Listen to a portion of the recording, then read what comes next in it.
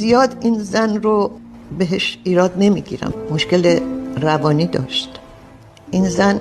با بچه‌های خودش هم با بچه‌های خودش هم همین کارو می‌کرد.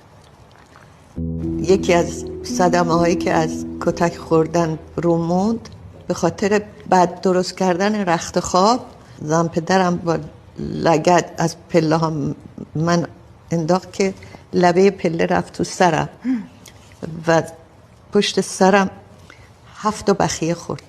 به من گفت به پدرت بگی میکشمت و به پدرم گفتم پام لیز خوردم. زن پدرم نذاشت که من ادامه بدم درسم.